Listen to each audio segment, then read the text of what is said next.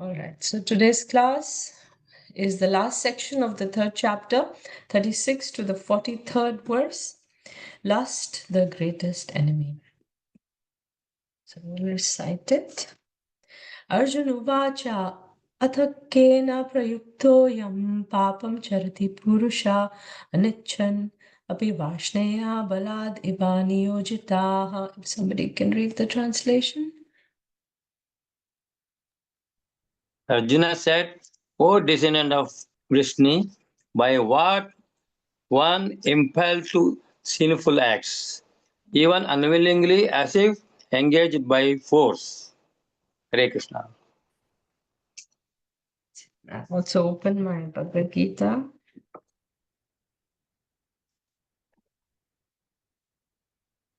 Yeah, So, Arjun is asking a question now. Athakena prayuktoyam. Then by what is one impelled? Papam charati purusha, to do sinful acts. These purusha does sinful acts. Anicham api varshnaya, although without desiring to do it, unwillingly, balad iva niyojita, as if engaged by force. So, what is it that impels one to do sinful acts? So, this is the circular cyclic flow of the third chapter where Arjun starts by asking a question. He's confused whether I should do my duty or I should renounce. And Krishna gives two kind of answers, two levels of answers. So first he says, Jnana Yoga is difficult to practice. You should do your whatever nature that you have acquired, which is you're a Kshatriya. So better you fight. So do Nishkama Karma Yoga, which is better for you. Then he says now from the 17th to the 35th verse, even if you think you're qualified for Jnana Yoga, still you should practice Nishkama Karma Yoga. And why does Krishna say that? Why should you do your duty? To set example for others. To set the right example for others to follow. So even if you're following Karma Yoga because you're not qualified for Jnana Yoga yet, or even if you're following Nishkama Karma Yoga, even if you're qualified for Jnana Yoga and you're following Nishkama Karma Yoga, both ways, lust will be an enemy on the path of yoga. So now Krishna addresses this section about lust. Arjuna has asked, you're talking about Dvesha and Raga and Dvesha. Even that, there, one person is attached to doing something, one person is detached from doing some things. But there are things one person, even if he knows that if I do them, there'll be sinful reactions, still a person is forcefully, as if he is impelled to do such acts. What is it that forces such a person? And then Krishna says it is lust only. So 34th verse, one should not come under control of Raga and Dvesha. A spiritual seeker, even if he's not a spiritual seeker, a moral person in knowledge does not desire to do sinful deeds. Then what makes such control difficult? One ends up doing sinful deeds as if someone is forcing one against one's own will. So Arjun's inquiry, there is some force that pushes one to abandon duty and act sinfully, even against one's own will. What is that force? So in the purport, Prabhupada mentions original nature of living entity is that he's part and parcel of the Supreme Lord, Sachidananda. He's originally spiritual, pure, and free from all material contamination. Therefore, he's not subject to sins in the material world. But what happens when he comes in contact with the material nature, he acts in many sinful ways without hesitation, sometimes against his own will. And now Krishna answers why. Shri Bhagavan Uvacha Kama Esha Krodha Esha Rajo Guna Samudbhava Mahashano Mahapapma Vidyenam Ihava Vairinam. Somebody can read the The translation. blessed Lord said, it is lust only, Arjun, which is born of contact with the material modes of passion and later transformed into wrath, and which is the all devouring sinful enemy of this world. 37th, which is Shri Bhagavan Vacha, Kama Esha Krodha Esha. So lust, which is born of mode of passion, right? Rajoguna. And Krodha Esha, Samudbhava, which turns into anger when it is unsatisfied. Mahashano Mahapapma, this is all devouring sinful enemy of this world. Vidyenam iha vairinam.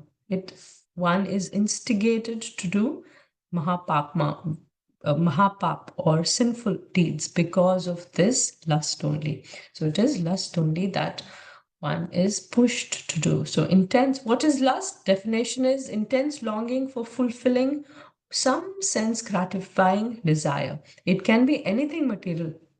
It doesn't have to be sexual desire only. Lust could be for any material sense object. One is there is intense longing. I really want this. And anger comes, which is definition is intense emotion characterized by antagonism towards someone or something you feel has deliberately done you wrong. And why does one person feels that somebody has done wrong? Because he feels that what I really wanted did not happen, or how a person expects that didn't happen. So one feels anger.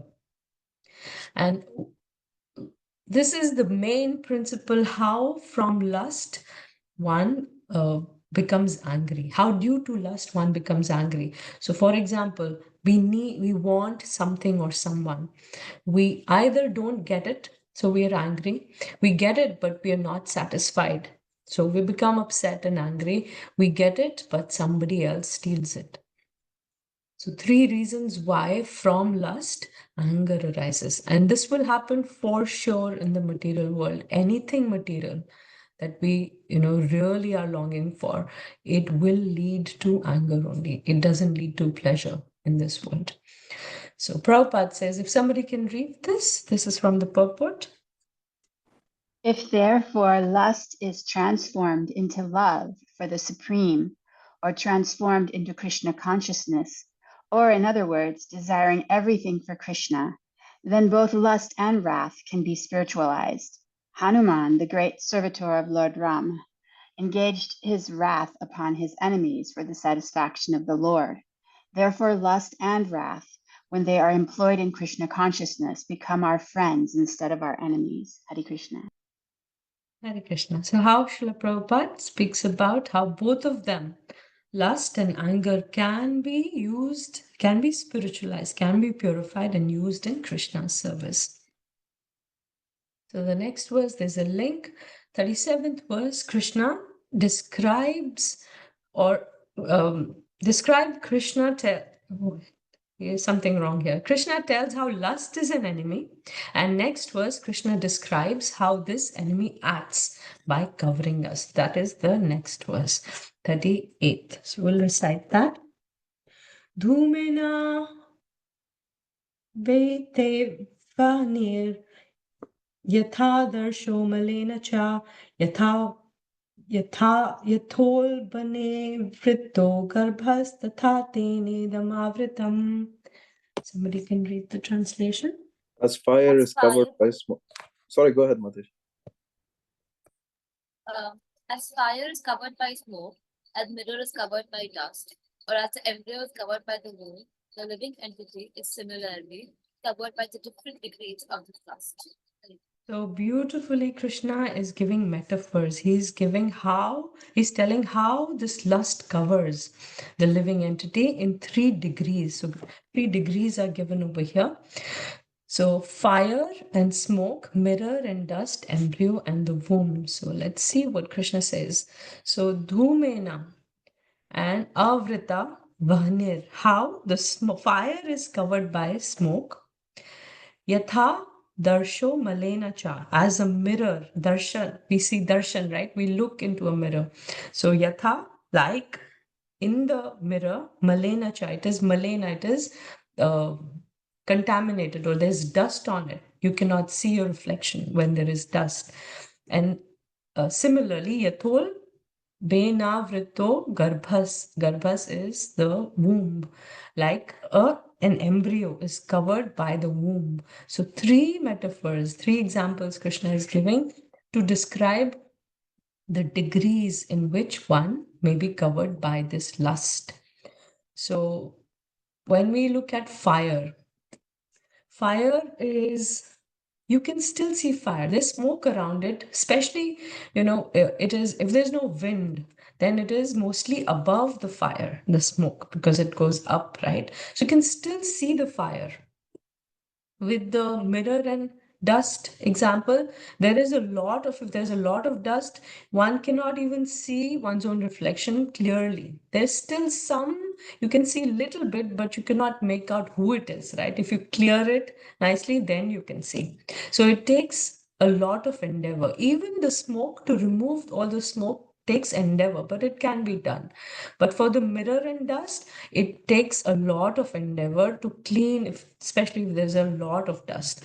And the embryo in the womb, the embryo inside the womb cannot even move much. And you cannot see the embryo from outside at all. So that covering is most deep or most intense or thick. And let's look at how it is compared by our acharyas. So fire, mirror, and embryo covered by smoke, dust, and womb. And the consciousness is that of humans. When we speak about smoke covering the fire, the consciousness is as if of the humans, because there is light or there's a thin covering.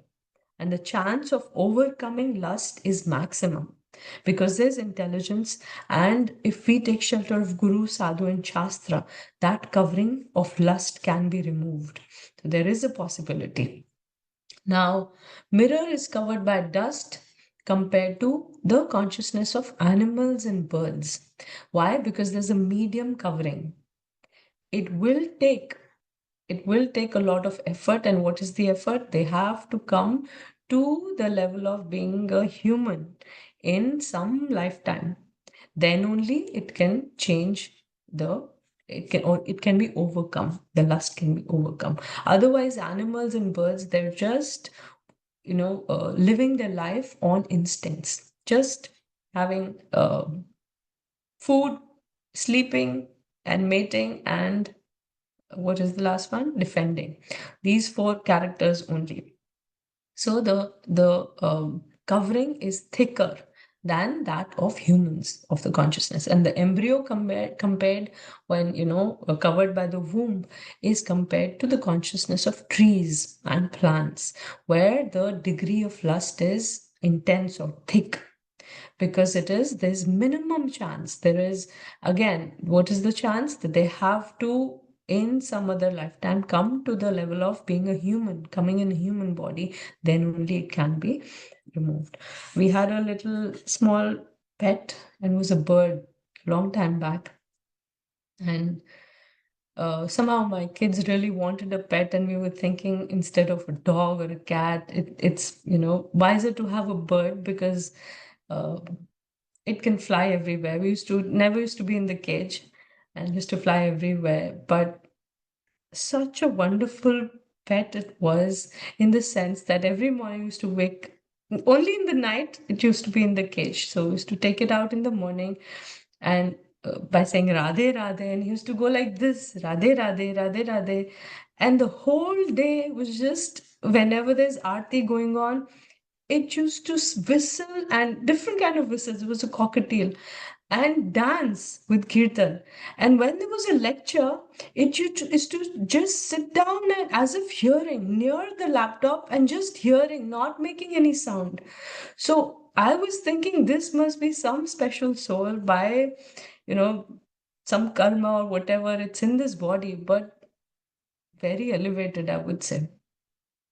And one time I was going to India, and my husband had the bird on his shoulder, and it flew away. We were really sad, because we were thinking, how will it find food? It's nice thing that, it's now free, but then, because of being in the cage from the time we got it, at home it was free, but it never learned how to find its own food.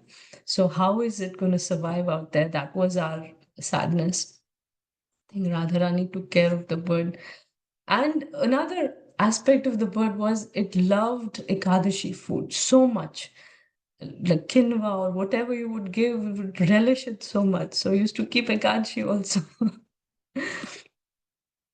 All right, so we will compare how some mystic weapons used to be there that created darkness all around. And the enemy could be, enemy used to shoot the arrows because there's darkness all around. We cannot see, we cannot defend ourselves.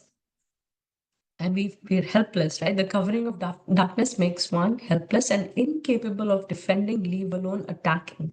So that's how the enemy from far away created darkness for its enemy and then shoot from there and kill the enemy. Similarly, lust also. What does lust do? Lust covers us and deludes us and makes us act self-destructively. This is the what lust does to us. So like the fire is covered by smoke, it is in the humans again, because the covering is very thin. The chances of overcoming the lust is it's maximum. It can be possible. Only knowledge, the real spiritual knowledge needs to be given, and that covering can be removed. And then mirror, the dust is there, it's that of animals and birds. And then keep going.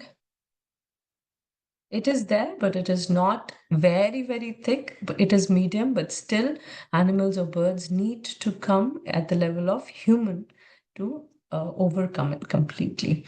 And then embryo and womb, it is very thick, next to impossible. So next verse. Any questions so far?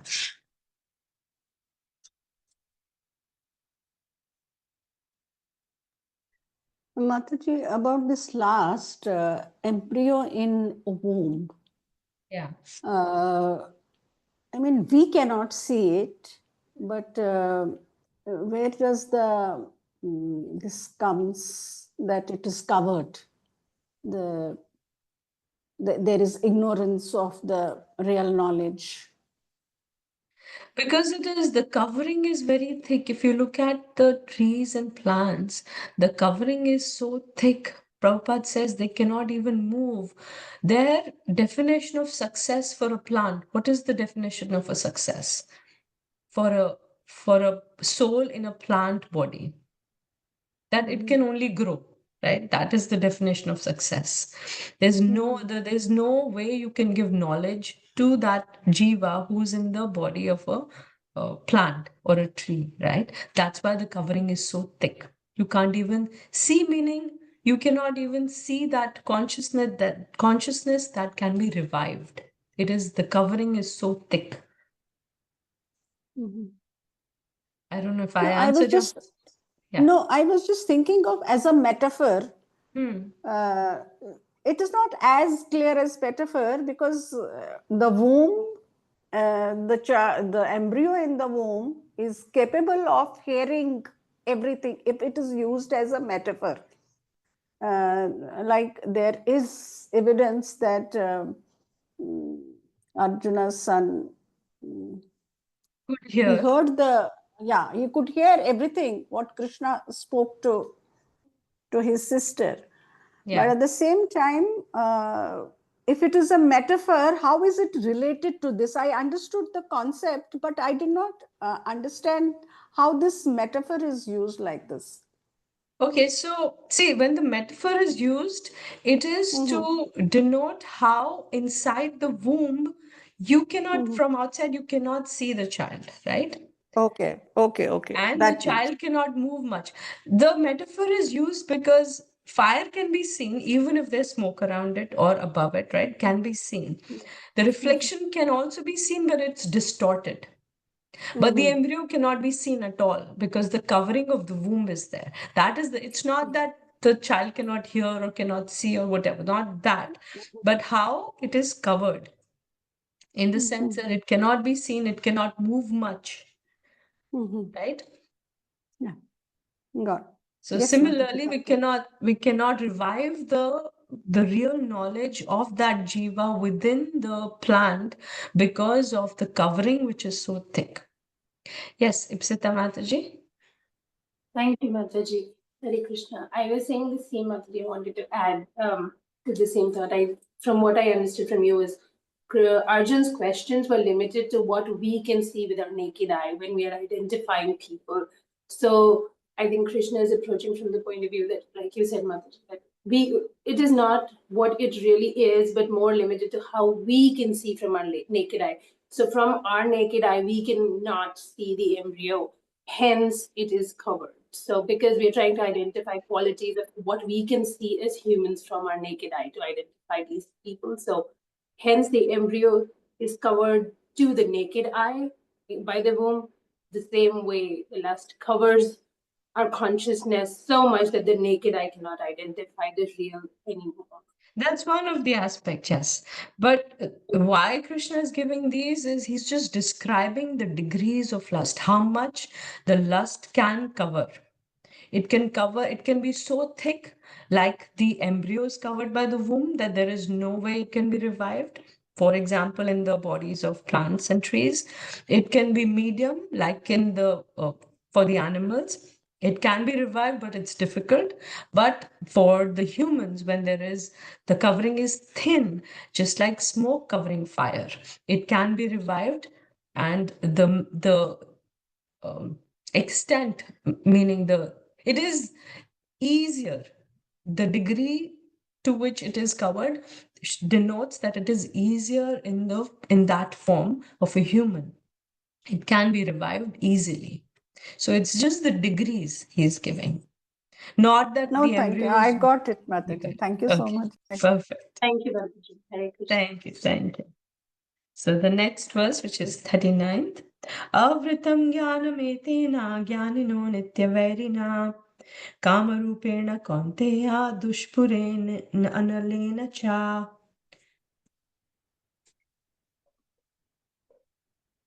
Thus, the wise living entity's pure consciousness becomes covered by his eternal enemy in the form of lust, which is never satisfied and which burns like fire. So now, in the previous verse, Krishna spoke about how lust covers. And here, Krishna is talking about how lust is destroying, right? Which is never satisfied and which burns like fire. Burns. It is never satisfied. So let's understand this. So lust not just blinds us, it binds us also. So if somebody is blinded, meaning can see but is blindfolded, one person will just freeze, right? Because he doesn't know where to go. It is very scary and one will freeze. But what does lust do? It just doesn't cover the person's eyes, cannot see, in the sense, cannot see the real spiritual side or perceive the spiritual side. What happens? Lust will mobilize the person in the wrong direction. So it's really wonderful how Krishna is giving these metaphors, and he's describing in detail what does lust do to a person. So when we are blinded, we cannot see the spiritual dimension at all. We cannot perceive our spiritual identity. We cannot perceive Krishna and our relationship with him. And we start seeing objects in this world as enormously attractive. That is what lust does. Right? When one is blinded, he cannot see the right thing outside. But when one is covered by lust, he's also blinded to the real truth, to the spiritual aspect. But he's also, what happens, to what is not real, what is temporary outside material sense objects. One is very attracted towards them due to lust. We're not just blinded, otherwise we would freeze. Rather, we are mobilized in the wrong direction. We start seeking pleasure in the material things, which can never provide lasting satisfaction. So indulgence is the fuel that keeps the fire of lust burning, and it can die down only when we stop indulging. So when there is fire, if we keep putting ghee, we just now recently did yagya for Gita Jayanti in our temple. So we have to keep it going till all the verses are, not done. So what we do for the fire sacrifice also, we keep putting ghee. So the fire keeps burning. But if we stop putting the ghee, it will eventually die down.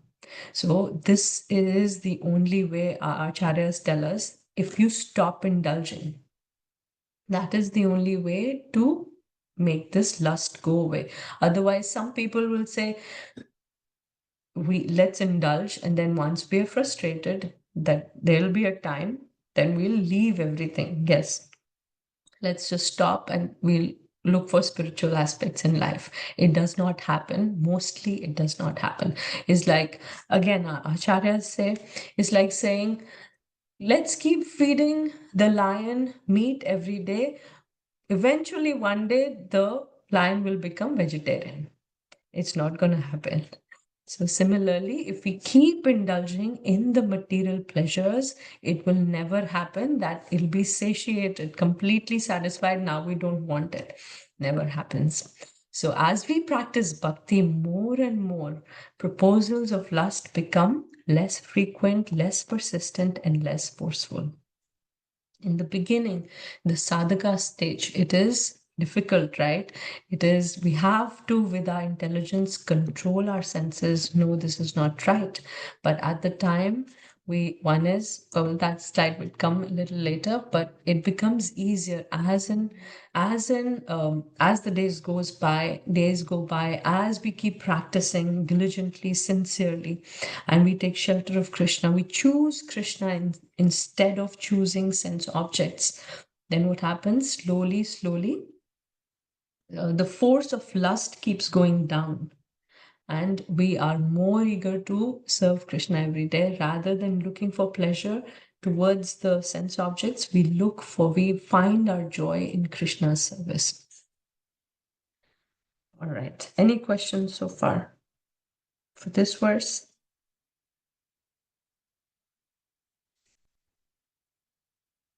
Let's keep going. 40th verse. Indriyani manobuddhir asyadhishtanam uchyate eter vimohyate esha jnanam avritya dehinam. Somebody can read the translation? The senses, the mind, and the intelligence are the sitting places of this lust, which veils the real knowledge of the living entity and bewilders him. So the senses, the mind, Krishna, let's see what he says. Indriyani mano buddhir. So Indriya is the senses, mano is the mind, and buddhir is the intelligence. Asya dhishtanam uchyate. These are the sitting places, these three are the sitting places of eter vimohate esha, of lust, and sitting here, it deludes people.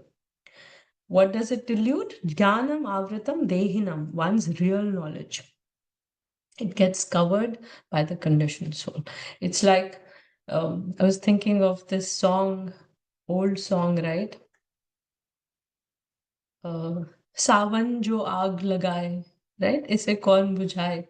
If you've heard that, long time ago it came. So Sawan can never create fire because it's rain. Right? A person thinks that I'm burning with this eagerness or this longing for a sense object. And if I get it, then this fire will cool down, but it never cools down. That fire, once we indulge, it just instigates it and it just grows and grows. We want then, and the beauty of lust is that it can never satisfy, but it gives us the hope that if we keep getting newer ways to indulge in that sense object or different sense objects, then one day we will be satisfied. It gives us that hope. This is what lust does. It doesn't satisfy, but it gives us the hope that yes, you will be satisfied in the very near future. Keep doing this. Keep finding newer ways. Keep finding newer maybe medications these days. If you keep getting newer medications, one day you'll be so alive in your senses and you'll be able to get pleasure from these sense objects so much that you will feel so it'll give you so much pleasure. This is what lust does. So let's understand these three. The senses we understand is the gross body, mind and intelligence, and one more is the subtle body. What is that? If somebody can answer. What comprises of the subtle body? Ego. Ego, yes, false ego. So Krishna is including the senses also here, the gross body and the subtle body, which is the mind and intelligence. So this covering of lust covers not just the gross body, but the subtle body also. Senses are these three: eyes, nose, tongue, ears, and skin, which are knowledge acquiring senses. And what happens when these senses acquire the knowledge, they go in the mind, which is a storehouse of thoughts, where we have unfulfilled desires or previous experiences, and the intelligence is the decision maker. So all of these three, Krishna says, it not just covers the gross body, it covers our subtle body also. So lust takes our senses and our subtle body, mind and intelligence. And it takes over our senses. First thing, takes over our senses. That's why our senses spontaneously get attracted to sense objects instead of Krishna. Prabhupada says we are all pure. The souls are all pure. Sachidananda. We come in this material world, and because there's contamination here with the material modes, the soul is contaminated. Soul cannot not be contaminated, but there's a covering. There are anarthas which cover the soul. Because of this, lust is also one of the anarthas, covers the soul, and in that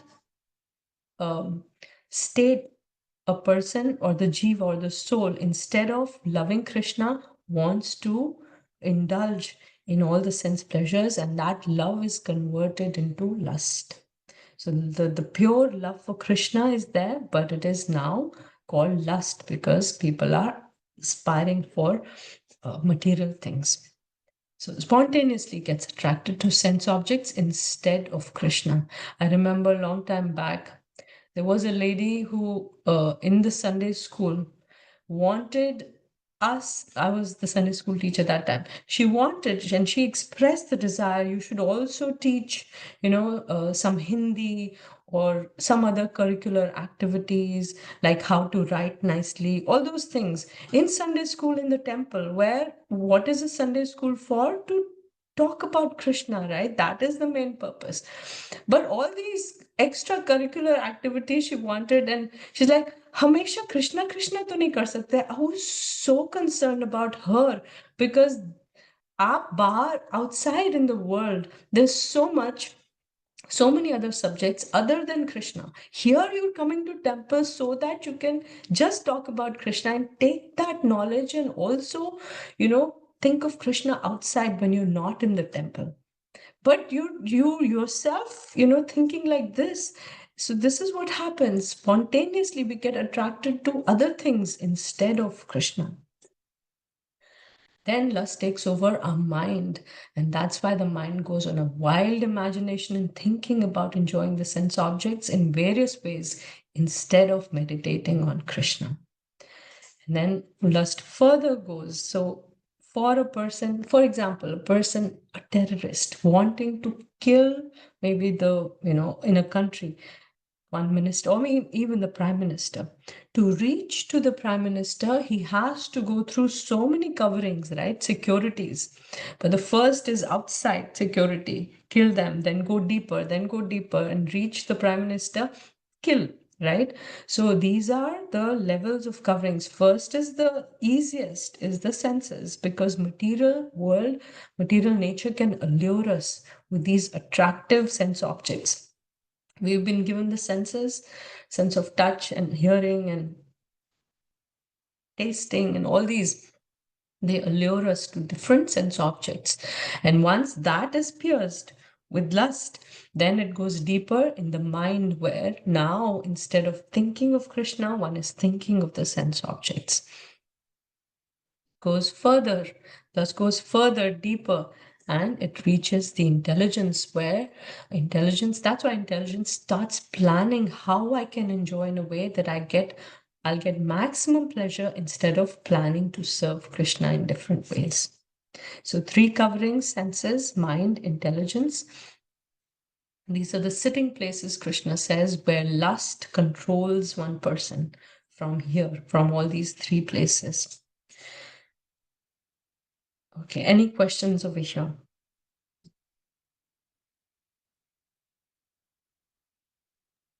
Mataji, is it first intelligence, mind, and senses? Because if we If you go control in a there, descending order, if you go okay, in a okay, descending order, yes, okay. that should be the way. The intelligence controls the mind controls the senses. And that Krishna gives the example, Acharyas give the example of a chariot, right? Where in a chariot, you will see there's a picture over here. So here, if you see, the soul is the passenger who should be, this should be the line of command from the passenger, or maybe look at that passenger is the warrior. The warrior will dictate to the chariot driver where to take the chariot, right? Where he needs to go and needs to defeat the enemy. So the soul is that warrior sitting on the chariot, and the chariot driver is the intelligence. The reins or the ropes are the mind, and then the horses are the senses. Just give me 1 second.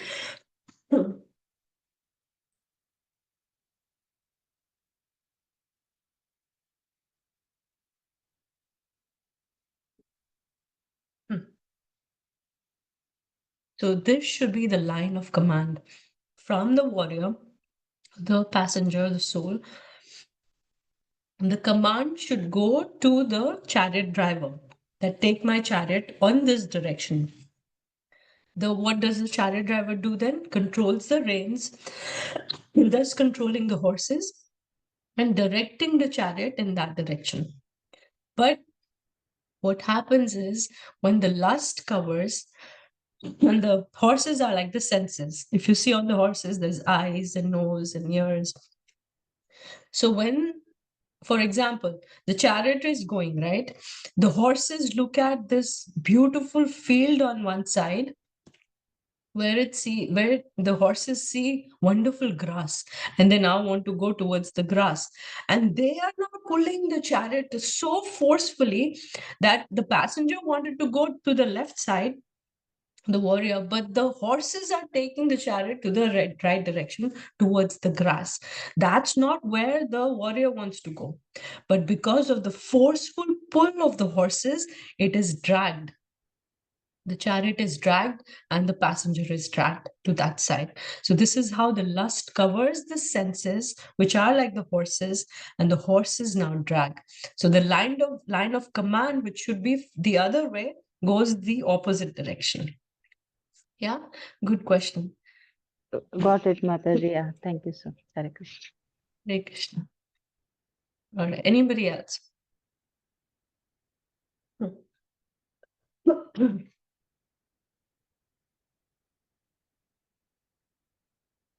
It's like a fighter plane, right? The pilot, who is a fighter, wants to go in a particular direction. The only way he can take commands is from the control tower. Now, the enemy intercepts and shows that the enemy's voice is like they're talking from the control tower. They'll take the plane to another direction because they want that person to come, that warrior to come in another place so that they can kill. The warrior is like that. So the lust deludes a person and takes one in the opposite direction to where it should be taking shelter of the lotus feet of Krishna, but it takes shelter of these sense objects and wants to find pleasure there. That is what lust does. So the purpose of the senses is to perceive. Looking around, it perceives all these sense objects. That's what the senses do. And what does the mind do? Mind is like a storehouse of all the memories are stored there. And the desires also come from there, and experiences of the past and memories, right? When I did this, I got so much pleasure, so I want to do it again. This is the purpose of the mind. And what does the intelligence do? The mind takes these messages to the intelligence. Let's see, I did this before and I found pleasure. Let's do it again. Intelligence is the decision maker. It analyzes and then decides, yes, we should do this. And then it's the soul. The soul also succumbs. We'll come to that also. So let's see what Krishna says in the next verse, 41st. Tasmatvam indriyanado niyama bharatarshava papamanam prajahiyenam jnana vijnana nashanam. Somebody can read. Therefore, O Arjuna, best of the Bharatas, in the very beginning curb this great symbol of sin, lust, by regulating the senses, and slay this destroyer of knowledge and self-realization. So Krishna says, Tasma, therefore, Tvam, you, Indriyanado. Ado is the beginning, and Indriya is these senses. So therefore, you should, in the beginning itself, discipline the senses. Niyama Bharatarshaba. Niyama is to discipline. O Bharatarshaba.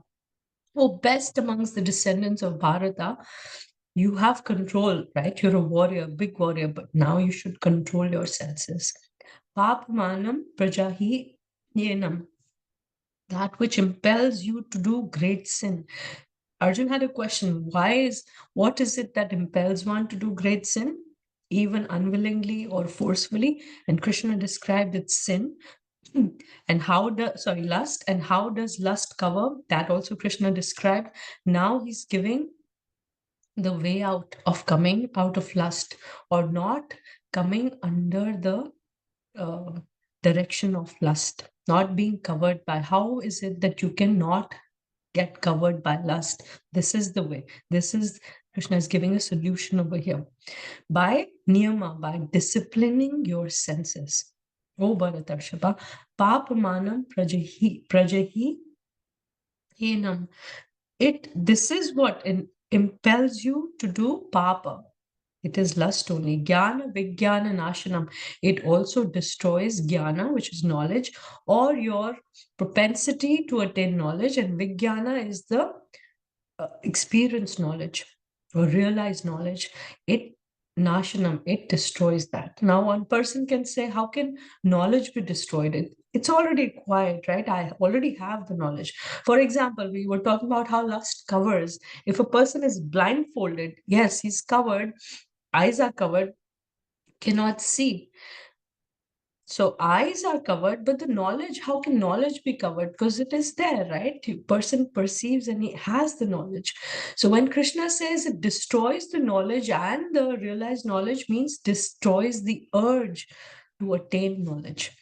So when a person, due to lust, is following the directions of the senses and going to sense objects, finding pleasure there, then one person is satisfied. Okay, I'm happy in this situation. The urge to acquire spiritual knowledge goes down. I don't need anything else, right? And then Vijnana also, the realized knowledge, also that urge or that level where one can reach by acquiring knowledge and practicing bhakti, that is all destroyed or covered. The person does not want to get into doing all of those things. Then what happens? It is that propensity or that situation where he could have reached due to being in a human body. Person can attain such high levels of, deep levels of bhakti. One will not be able to attain due to lust only. So somebody can read this. Jnana Vijnana Nashanam. What does it mean? Lust destroys the urge to acquire knowledge and destroys the urge for gaining more experienced knowledge. People get comfortable in sensual enjoyment and then they feel there is no need for spiritual knowledge. I'm comfortable, and the urge for spiritual inquiry goes away. Hare Krishna. Hare Krishna. So power of the illusion of lust, it deludes us. Lust can never satisfy, but it still keeps reinforcing the desire to explore new ways to find happiness in the material things. So this is how person thinks, let me just enjoy my senses. With the sense of sight, I'll, near objects, far objects, watch, I'll listen, I'll look at the clouds, all these things with the sight. It wants to do so many things and feels that, yes, I'll find pleasure in doing all these things. The thought with awareness, I'll reduce my bodily, discomfort. Then I'll be very happy in this world. With hearing, expand, the hearing. Some people these days will do meditation and have that mindfulness, right? Where you should listen to each sound that is coming and that will find peace. All these things are, our Gurujan, our acharyas tell us, these are very superficial. They will not give us that depth of pleasure that one can find with the connection of Krishna when one surrenders to Krishna. So not by engaging one's senses, by restricting one's senses, there is purification. So Indriyani Adao Niyamaya. Adao again is in the beginning itself. What does beginning mean? It could be in the once when one realizes that this is the real thing, that is the beginning for that person, as soon as possible, or when one person realizes the urgency. Or it could mean from childhood itself. Some people say, abhi kya zarurat, right? Why now? When you get older, get into philosophy and spiritual life and religiosity, why now? But acharyas tell us from the childhood itself, because a person can get those pure impressions from childhood. So senses may be difficult to control, but they're easier to conquer than the mind and intelligence. By restricting the senses in the beginning itself, gradually the mind will be free of lust also. So regulation is the beginning of purification. By regulation, one is allowed to fulfill lust at some level, not run around or finding newer ways, means to fulfill lust, and instead focus on getting purified and seek something higher. That's why there is restraint by marriage. What happens? In a moral society, mostly every society in this world, there are marriages. And what does marriage do? It restricts. You can have sex with one person. That restricts, right? With that restraint, one person, if he's morally, the character is good, then one person will realize there is not much fun or pleasure in this. Why am I just running after some time? Why am I just running after this? And in some time wants to find the real joy, real pleasure. Where is that? And then one seeks the spiritual. So this is what restriction do, or discipline do in one's life. So this is one aspect. In every aspect of our life, if a person has discipline, ultimately person comes under the shelter of Krishna only, because one person realizes there's not much real happiness in this material world. Krishna also says, right, this world is temporary and it is dukhalaya, and one person realizes that. So regulation in the beginning is the beginning of purification. Let's see step by step what happens by regulated gratification. One person can still gratify the senses, but in a regulated way. One realizes the falsity of the promises of lust, that there is nothing so excited about these sense objects. One gets the impetus to fight against lust and resist lust. One pursues spiritual realization and turns towards Krishna. One gets complete joy and satisfaction at the spiritual level and no more hankers for material sense objects. So journey from where one starts his spiritual life. How one starts one's spiritual life? By regulation. That's why when Prabhupada came to the West, he brought with him the 4 regulative principles, right? No illicit sex, no intoxication, no gambling, and no meat eating. I remember one time Maharaj was giving initiation, and one lady, elderly lady, she came and she was, going to take initiation. She was sitting there And she got so bewildered, just sitting there so close to Maharaj and just looking at him, and she forgot she has to take vows. And she's just looking at Maharaj. And Maharaj said, when you come for initiation, you have to take certain vows that you will not have illicit sex, you will not do gambling, you will not. And she's like, yes, Maharaj, yes. So she and Maharaj like, yes, okay then. And then she, somehow realized, yes, she has to take her vows. So Prabhupada brought these vows. Why? He said, by following these regulations, you will come to the level of being a human. If you don't follow these, that means you're not even at the level of being a human. So he regulated. And with the regulation comes the spiritual aspect also. One realizes that. So you can read that. We just spoke about all this. And then the next verse, 42nd.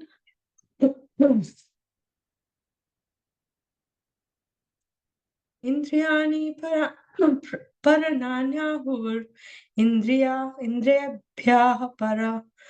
paramanaha manaha manasastu parabuddhir yo buddhe paratastu saha. The working senses are superior to dull matter. Mind is higher than the senses. Intelligence is still higher than the mind. And he, the soul, is even higher than the intelligence. Now, Krishna is giving the hierarchy of the gross and subtle bodies. This is that are in the line of the fire of lust. So just like we spoke about, a person or terrorist wants to reach the prime minister, what is the line of security that he has to conquer to reach the prime minister? So this is the hierarchy Krishna is giving.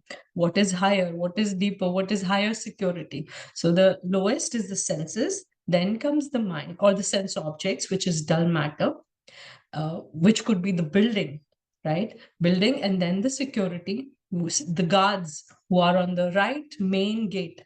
Those are the senses. Then you go deeper, which is inside, maybe cameras and all those, which is the mind. Then you go deeper, which is the intelligence, which could be the bodyguards, and then the soul, which is the prime minister. So like that, Krishna is giving a gradation or a hierarchy of these gross and the subtle body, which the lust pierces to reach the soul.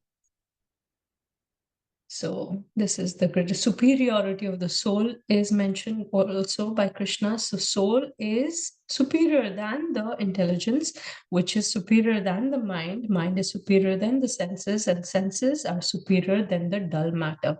So how come let's talk about how are the senses superior than the dull matter or the sense objects? Because sense objects are right there. Your gulab jamun is in the kitchen or in the fridge.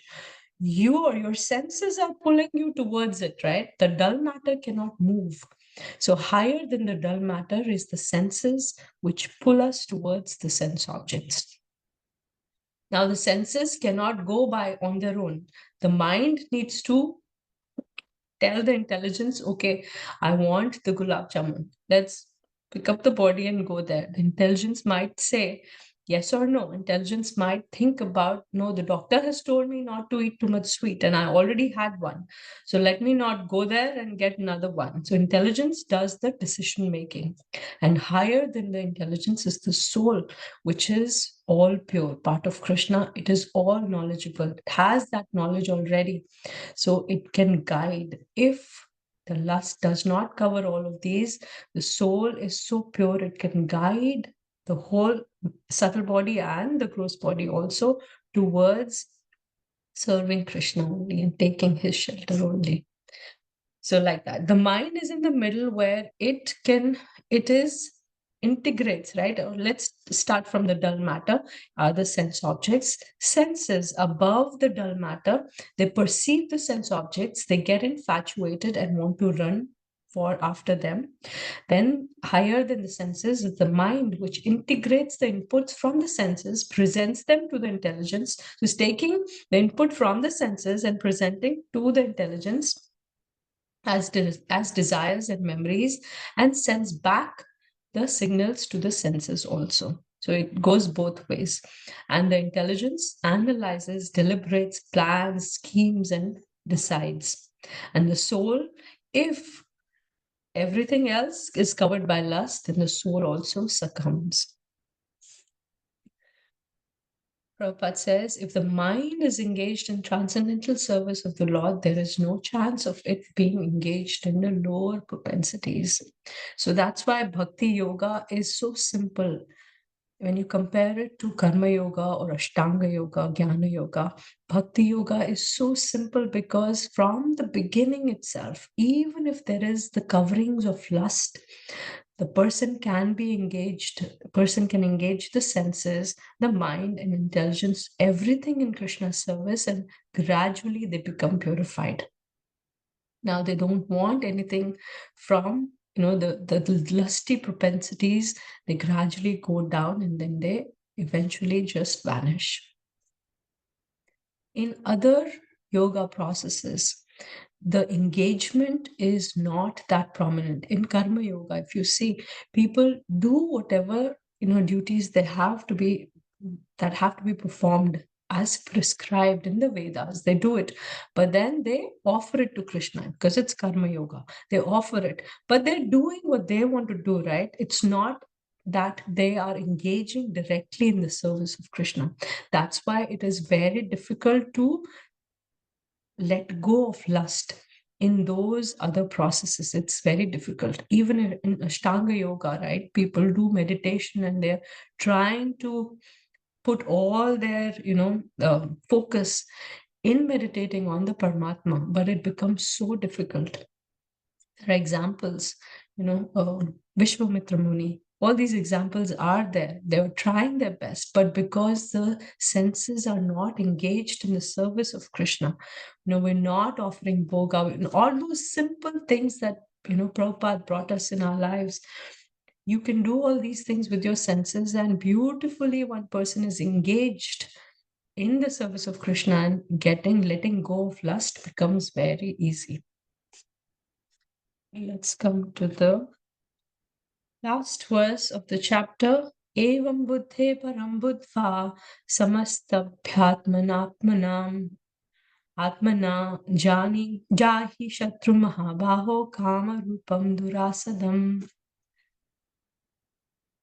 Thus, knowing oneself to be transcendental to the material senses, mind, and intelligence. So, Krishna here is talking about the jiva, or the soul, that the soul is transcendental. It's above the material senses, mind, and intelligence. O mighty armed Arjuna, one should steady the mind by deliberate spiritual intelligence, Krishna consciousness, and thus the spiritual strength. By the spiritual strength, conquer this insatiable enemy known as lust. So now Krishna is giving a decisive step to conquer lust. What does one have to do? With your spiritual intelligence. This way. So let's look at Evam Buddhe Param Buddha. In this way, using your intelligence, knowing yourself to be transcendental. Samastabhyatma Atmanam. So situate yourself by steadying the mind on the soul. So Atmana, there are two, Atmanam and Atmana. One is the mind. With your mind and your intelligence, you steady with the soul, you steady your intelligence. Or it could mean with the mind, with the intelligence, you steady the mind. Because the mind cannot decide. It just has memories of the past. That I found pleasure eating the gulab jamun. It was so sweet, I want it again. This is all the mind can do. It's a storehouse of memories. But the intelligence can control. Like we said, the doctor has said not to eat more sweet, so I will not eat. That's what the intelligence does. So Krishna is saying with your spiritual intelligence, that because you should know that you are not material, you are transcendental, you're spiritual.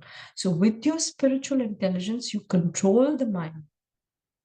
Situate yourself, samstabhya, just situate yourself.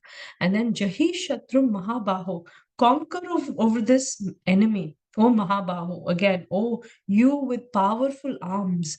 You can control your warrior, the enemies, but this is your Shatru. This is your real Shatru within yourself, which is lust.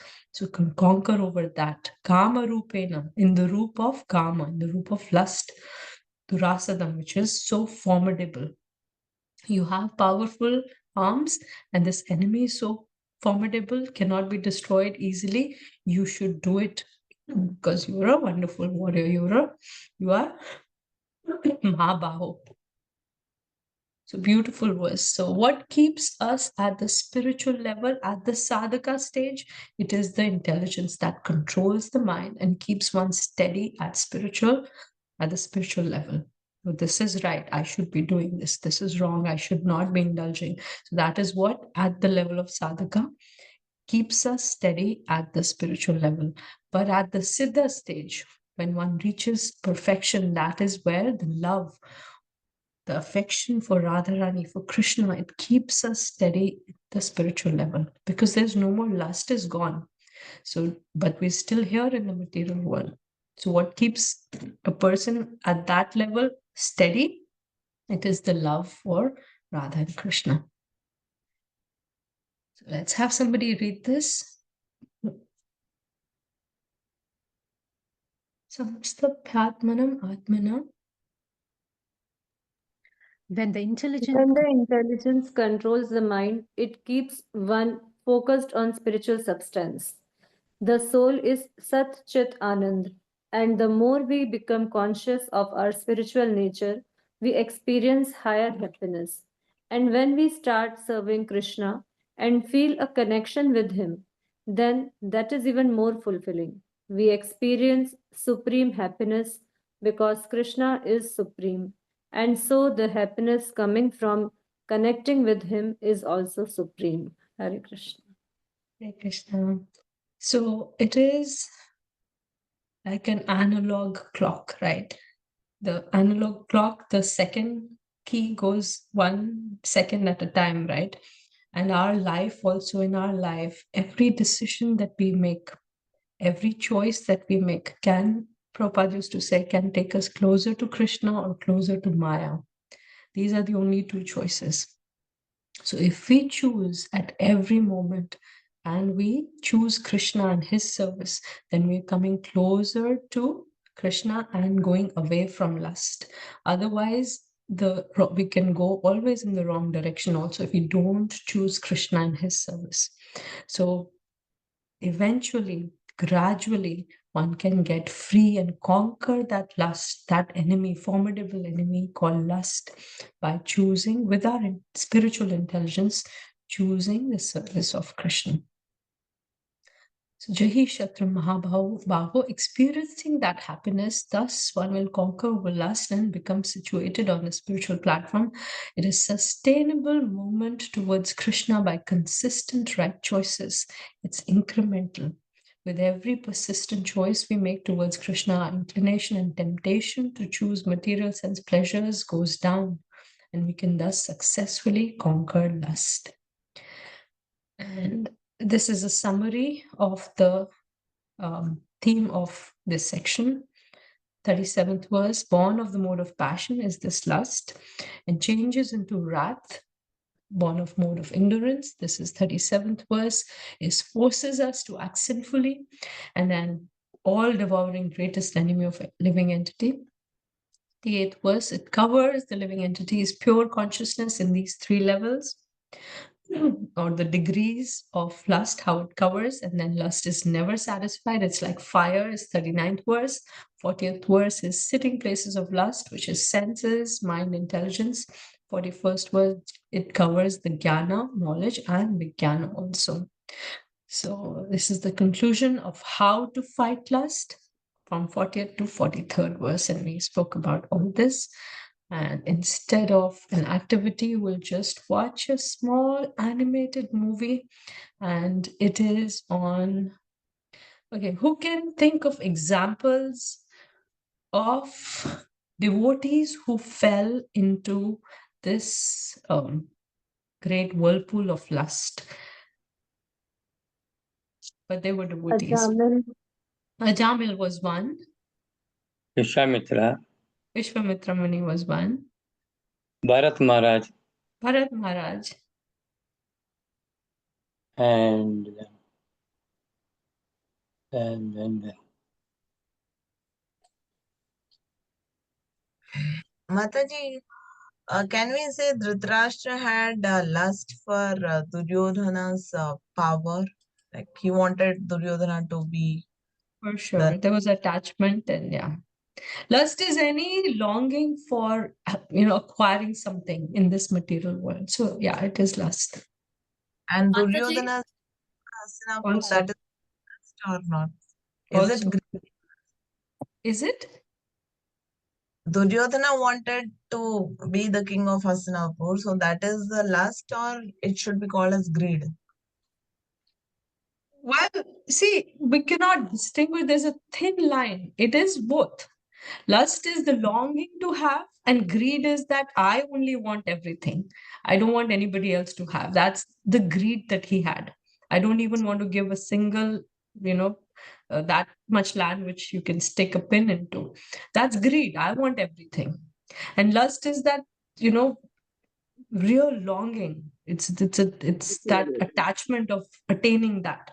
It's the same thing, meaning attachment for the same thing, but it shows through greed and lust both. And then he used to get angry, all those things.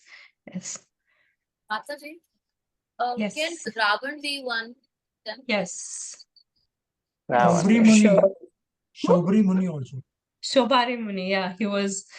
Yeah, I was Fishes. thinking about that example when he was doing, his meditation and yeah. Fishes is And there's one Shobari more. Sorry? Shobari, correct. Shobari Muni, yes. Another one that we just recently were reciting the song written by him.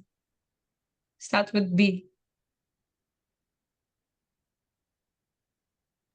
Yeah, this Swarashtakam. Yeah, Bilva Mangal Bilva. Thakur. So we'll watch this small animated movie on Bilva Mangal Thakur, how he fell into lust and then how he came out of it. And this is Prabhupada, he writes in the purport for this last verse, in the immature stage of material existence, philosophical speculation and artificial attempts to control the senses by so-called practice of yogic postures can never help a man towards spiritual life. He must be trained in Krishna consciousness by higher intelligence. So I might forward it a little bit in between if it goes slow.